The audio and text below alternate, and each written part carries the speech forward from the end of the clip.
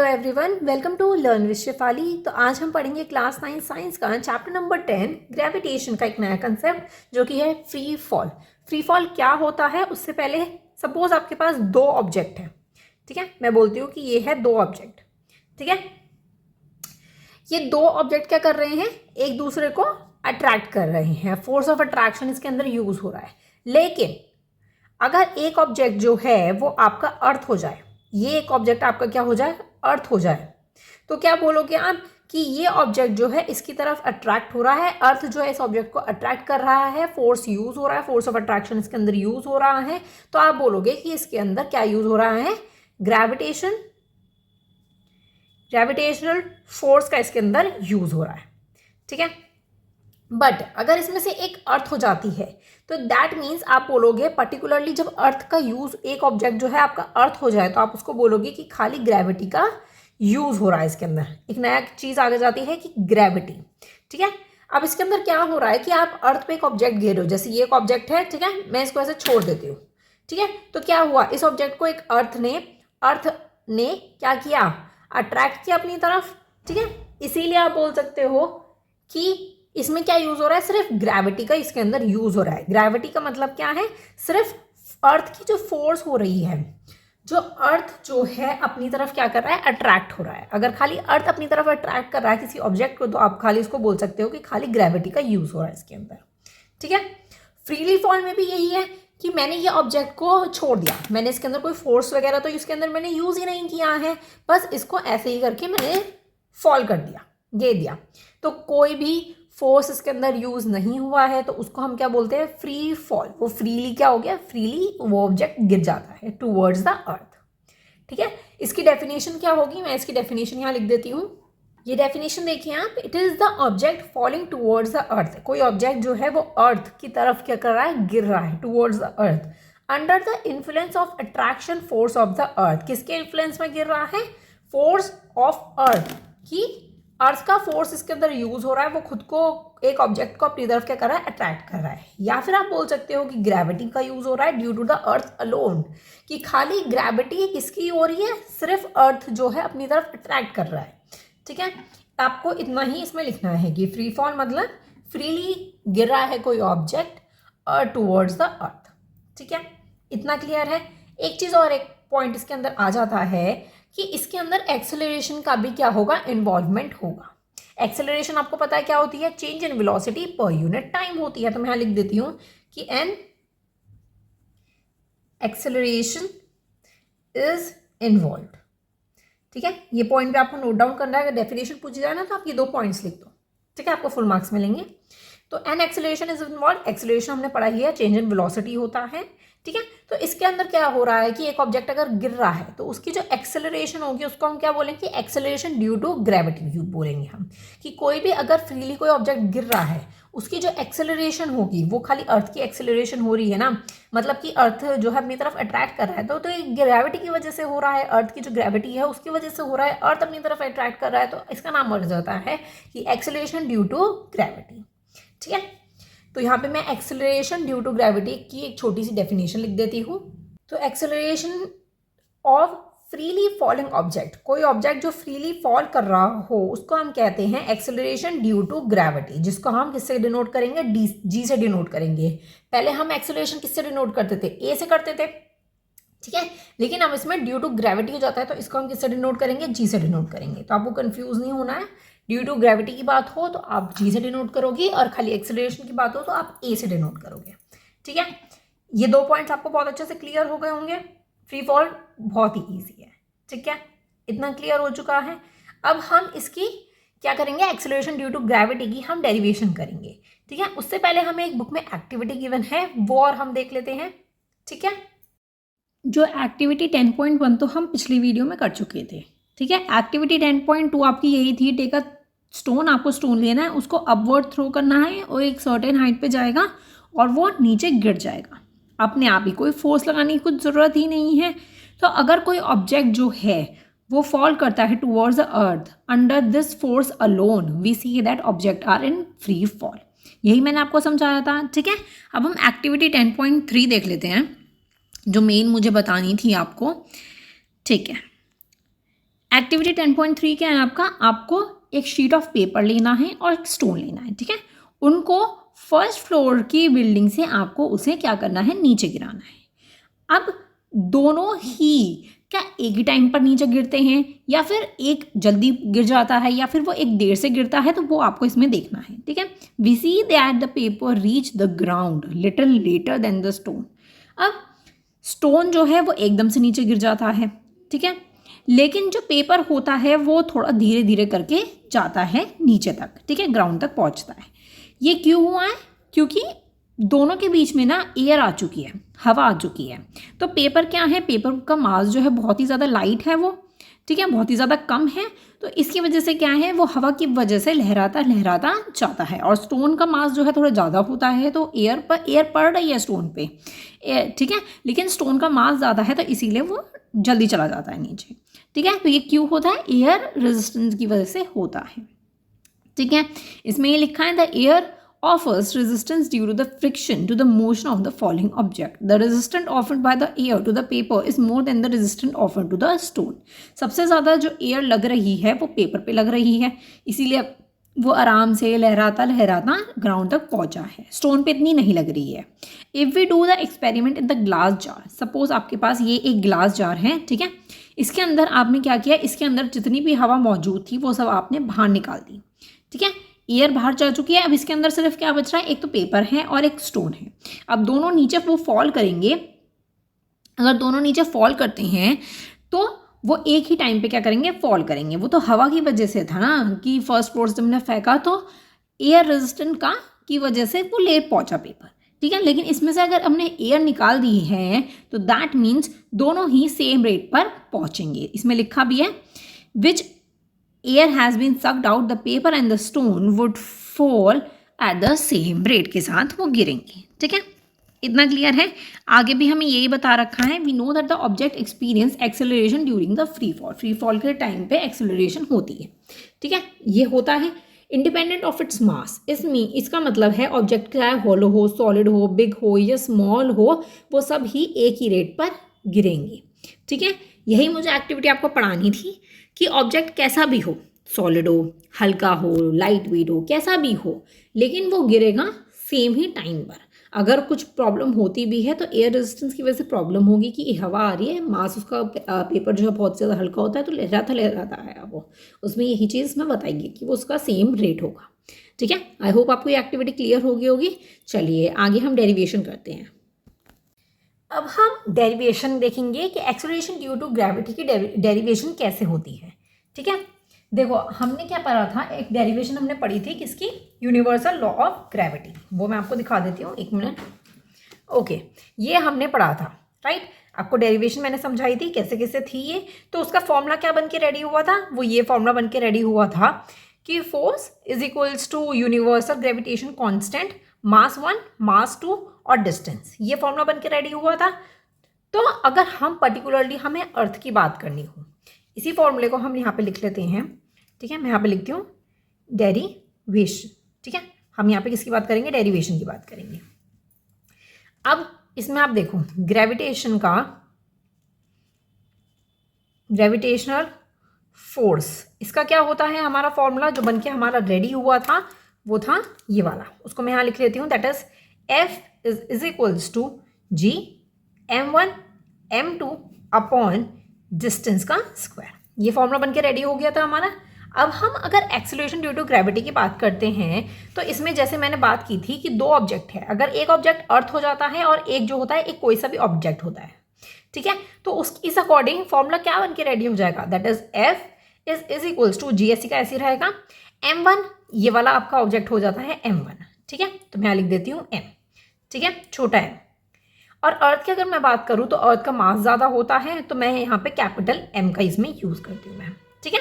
ये एक ऑब्जेक्ट हो गया और ये अर्थ हो गया, ठीक है, अपॉन।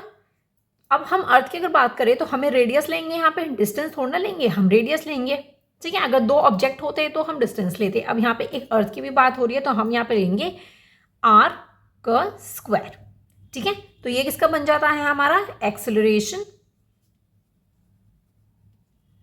ड्यू टू ग्रेविटी, ठीक है। तो ये अर्थ हमने लिया, अगर पर्टिकुलरली अर्थ की बात करें तो हमारा ये फॉर्मूला बन के रेडी हो जाता है, ठीक है। और ये वाला डेरिवेशन अच्छे से आपका लेना एग्जाम में आ सकता है, अच्छे से पढ़ लीजिएगा, ठीक है। चलिए, इतना क्लियर हो गया है आपको। चलिए आगे देखते हैं, आगे हमारा क्या है, हमने क्या पढ़ा था, Newton second law of motion हमने पढ़ा था। तो उसमें हमने क्या पढ़ा था कि फोर्स जो होती है वो मास इनटू एक्सेलरेशन होती है, ठीक है।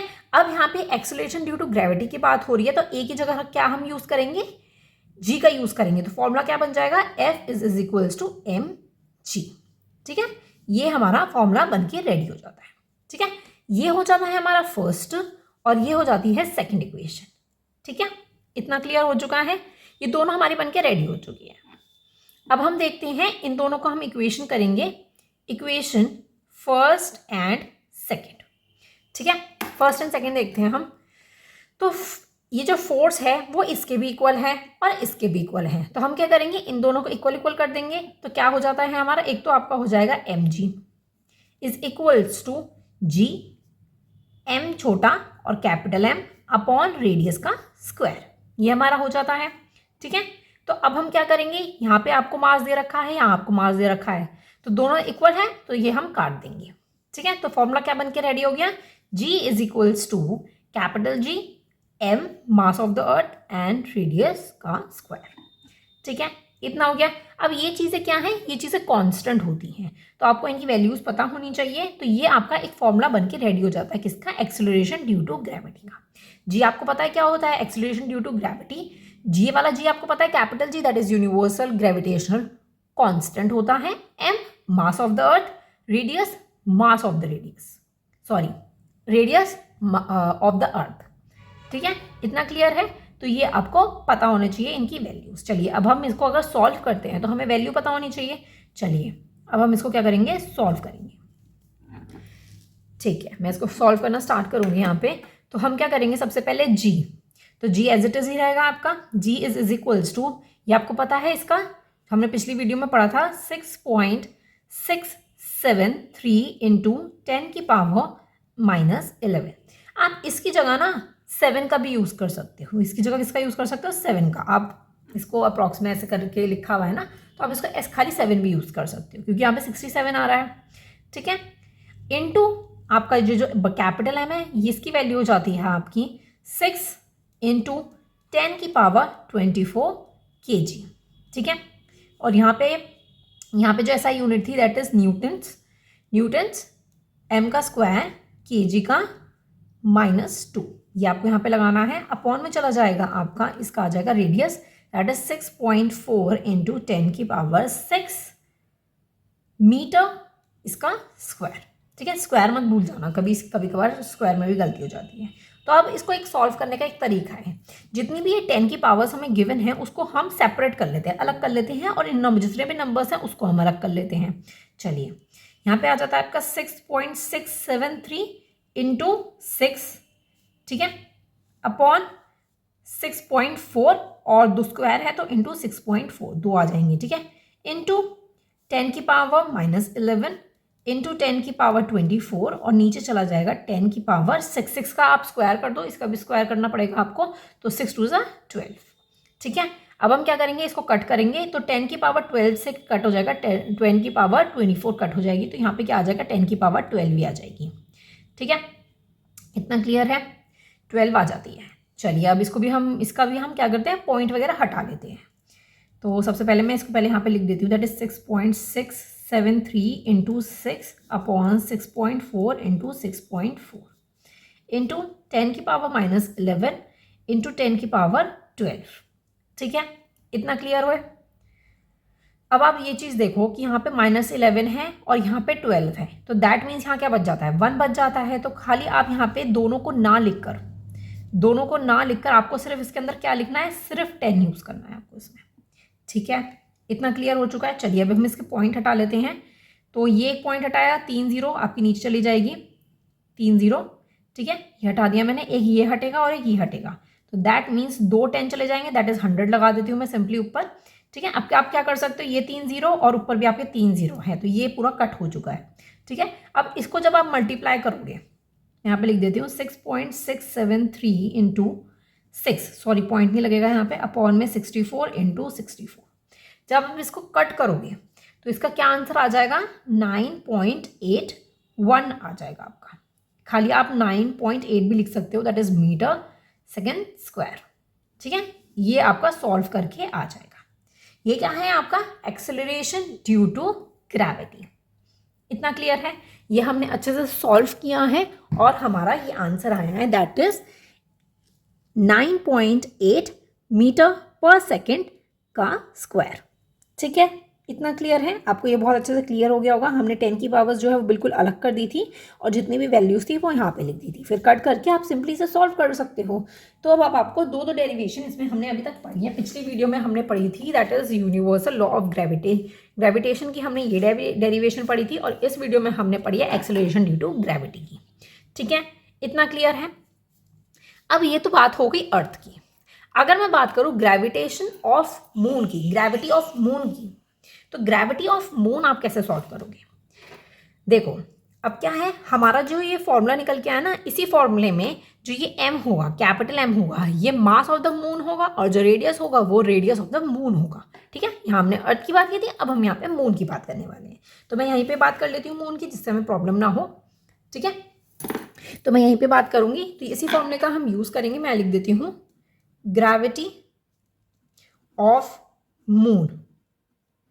ठीक है, ग्रेविटी ऑफ मून, यही फॉर्मूला हम लिखेंगे, that is G is equals to capital G capital M radius का स्क्वायर। ठीक है, चलिए इसमें वैल्यूज पुट करेंगे, तो G एज इट इज रहेगा इज इक्वल्स टू, G की वैल्यू क्या है 6.673 इंटू 10 की पावर -11। ठीक है, अगर मास ऑफ द मून की बात करूँ तो 7.36 इंटू 10 की पावर आपकी हो जाती है 22, और अपॉन में आपका चला जाएगा रेडियस का स्क्वायर, दैट इज 1.74 इंटू 10 की पावर 6 इसका स्क्वायर। ठीक है, इसको हम उसी तरीके से सॉल्व कर देंगे अगर आप खुद से इसे सॉल्व करो। ठीक है, मैं डायरेक्ट आंसर लिखती हूँ यहाँ पे, इसका क्या आ रहा है, दैट इज इसका आंसर आ जाएगा, that is gravity of moon लिख देती हूँ मैं यहाँ पे, सबको कन्फ्यूजन ना हो। मून, इसका आंसर आ जाएगा आपका 1.62 मीटर पर सेकेंड का स्क्वायर। ये आपका क्या आ जाता है, आंसर आ जाता है। अब आप देखो हमारे पास अर्थ का भी है और मून का भी है, अगर मैं दोनों को कंपेयर करती हूँ तो क्या वैल्यूज आएंगी, दैट इज कंपेयरिंग, मैं लिख देती हूँ दैट इज कंपेयरिंग बोथ। ठीक है, मैं वो दोनों को ही कंपेयर करती हूँ, तो मैं यहाँ पे लिखती हूँ ग्रेविटी ऑफ मून और ग्रेविटी ऑफ अर्थ। ठीक है, तो क्या क्या वैल्यूज है, मून की है आपकी 1.62 और नीचे है आपकी 9.8। ठीक है, इतना क्लियर है। दोनों को कट कर दो, दोनों को आप कट करोगे तो आपका आ जाएगा 1.6। अरे वाह, एक यूनिक सी वैल्यू हमारी निकल के आ चुकी है। तो दैट मीन्स हमारा जो अर्थ है उसकी वैल्यू कितनी आ रही है, 6 आ रही है, और मून की कितनी आ रही है, 1 आ रही है। तो 6 टाइम्स ज़्यादा है ग्रेविटी ऑफ द अर्थ। ठीक है, ये आपको क्लियर हो जाना चाहिए कि ग्रेविटी ऑफ अर्थ जो है वो ज़्यादा है किससे, ग्रेविटी ऑफ मून से। ठीक है, कितने, 6 टाइम्स। ठीक है, अगर ये पूछा जाए कि आप दोनों के ही ग्रेविटी को कंपेयर करो तो इसकी एक बार वैल्यूज भी लर्न कर लो, ग्रेविटी डेरिवेशन भी इसके अच्छे से लर्न करनी चाहिए आपको, और आपको पता होना चाहिए ग्रेविटी ऑफ अर्थ जो है वो 6 टाइम्स ज़्यादा है ग्रेविटी ऑफ मून से। ठीक है, आई होप आपको दोनों चीज़ें बहुत अच्छे से क्लियर हो गई होंगी। नेक्स्ट वीडियो में मैं एक नए कंसेप्ट स्टार्ट करूंगी। ठीक है, आप ये फ्री फॉल और ये डेरिवेशन जो है ग्रेविटी ऑफ मून और ग्रेविटी ऑफ अर्थ, ये दोनों बहुत अच्छे से पढ़ लीजिए, बहुत अच्छे से याद कर लीजिए। ठीक है, आई होप आपको वीडियो पसंद आई होगी। वीडियो पसंद आई हो तो लाइक ज़रूर कीजिएगा, चैनल को सब्सक्राइब करना मत भूलिएगा, and keep supporting me. Thank you so much for watching, bye bye.